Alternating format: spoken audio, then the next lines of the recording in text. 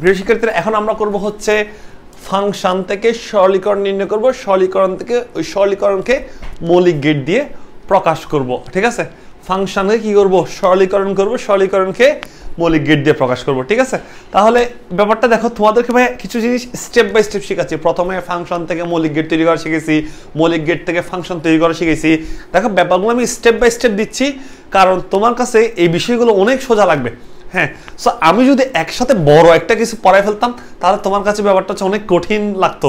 ঠিক আছে, তো এখন তোমার কাছে আশা করি ইজি লাগবে। চলো, ফাংশন সরলীকরণ মৌলিক গেট। হ্যাঁ, এখন দেখি ফাংশন, তোমাকে একটা ফাংশন দেওয়া হলো, মনে করো এফ। দেখো এফ ইকুয়াল টু, মনে করো হচ্ছে একটা কোশ্চেন দেওয়া হলো, এফ ইকুয়াল টু দেওয়া হলো হচ্ছে কি দেওয়া হতে পারে, কি দেওয়া হতে পারে ভাইয়া ভাবি, সেটা হচ্ছে এমন একটা ফাংশন দিল। ফাংশন কি করলো দেখি, m প্লাস n m বার প্লাস p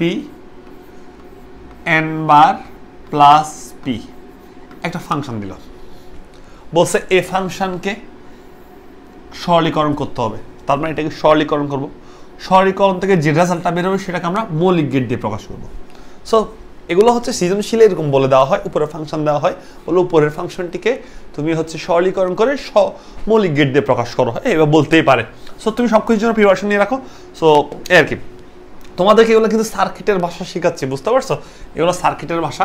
দেখো আমরা m plus n m into m বার প্লাস p ইন্টু n বার প্লাস p এই ব্যাপারগুলোকে আমি সহজ সার্কিটে নিয়ে আসবো, অর্থাৎ সরলীকরণ করে সহজ একটা প্রসেস আনবো।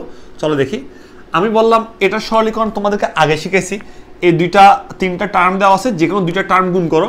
তাহলে আমি প্রথম দুইটা টার্ম গুণ করি, তাহলে দেখো m বার, যদি এটা না বুঝো সরলীকরণের ভিডিও দেওয়া আছে, m এর সাথে n বার গুণ, m এর সাথে p গুণ, রাইট, প্লাস n এর সাথে n বার গুণ, প্লাস n এর সাথে p গুণ, আর বাকি যেটা আছে যেভাবে আছে সেটা সেভাবে রেখে দিই। হ্যাঁ, বাকি যেটা যেভাবে আছে সেটা সেভাবে রেখে দিই, রাইট। আচ্ছা, এবার হচ্ছে দেখি, চলেন সেটা হচ্ছে এখানে কিছু করা যায়, এখানে হ্যাঁ করা যায়। আমরা জানি, আমরা ছোটবেলা থেকেই জানি, সেটা হচ্ছে এ ইন্টু এ বার, মানে এটাকে আমরা কি বলতাম, জিরো বলতাম। তার মানে এটাকে আমরা জিরো বলতাম সরলীকরণের সূত্র অনুসারে। তাহলে এখানে m ইন্টু m বার আছে, তাহলে এই পার্টটা জিরো হয়ে যাবে, জিরো, প্লাস এখানে mp ঠিক থাকবে, mp, প্লাস এখানে n m বার আছে, প্লাস এখানে np ঠিক থাকবে, রাইট, আর এখানে n বার প্লাস p ঠিক থাকবে, বুঝতে পারছো? এরপর হচ্ছে এখানে আর কিছু করার নেই, এটার সাথে আমি এটা গুণ করে দিব।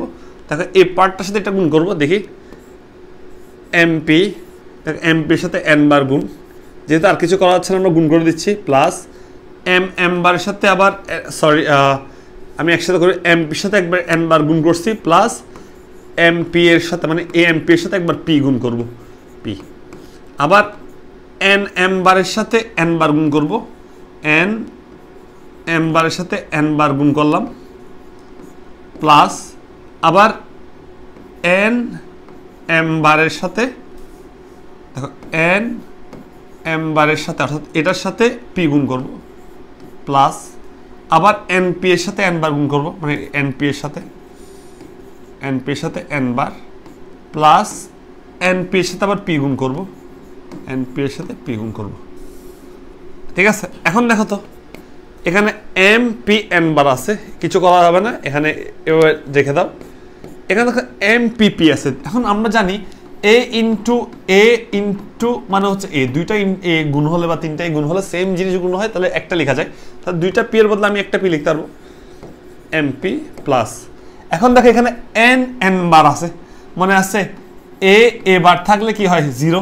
তার মানে এখানে n আছে, এখানে n বার আছে, m বার, এখানে m বারেরটা চিন্তা করি না, m টা চিন্তা করি না, n টা চিন্তা করো, n বার। তাহলে n বার হলে কি জিরো হবে এটা পুরোটা। আর এখানে যেটা আছে সেটা লিখো m বার p, কিছু করা যাচ্ছে না।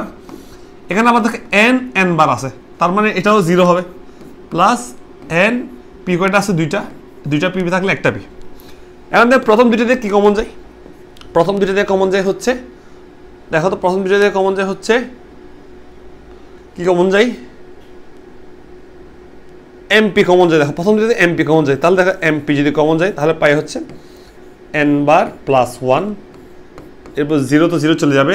এরপর এই দুইটা থেকে কি কমন যায় দেখো তো, সেটা হচ্ছে এনপি কমন যায়। দেখো তো এন পি কমন নিলে এম বার প্লাস 1।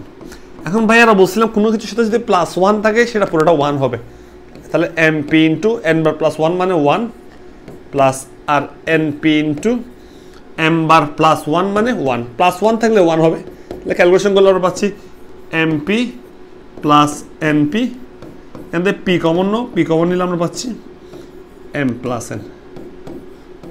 এখন এই বিষয়টিকে আমরা হচ্ছে কি করবো, মৌলিক গেট দিয়ে আঁকবো। অর্থাৎ আমরা এখন পাচ্ছি কি, ফাইনাল পাইলাম কি এফ ইকুয়াল, অর্থাৎ আমরা সরলীকরণ পাইলাম এফ ইকুয়াল টু কি পাইলাম, পি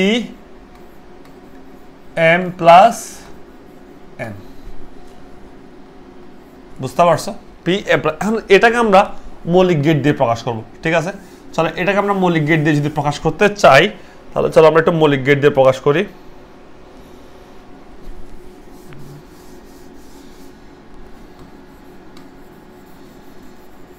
হচ্ছে মৌলিক গেট দিয়ে যদি প্রকাশ করতে চাই, আচ্ছা আমি আরেকটা পেজে নিই। মাথায় রাখা হচ্ছে কি পাইছি আমরা, মাথায় রাখা হচ্ছে P into M plus N পাইছি, ঠিক আছে? এফ। তাহলে আমরা আরেকটা পেজ নিই, আমরা তাহলে কি পাইলাম,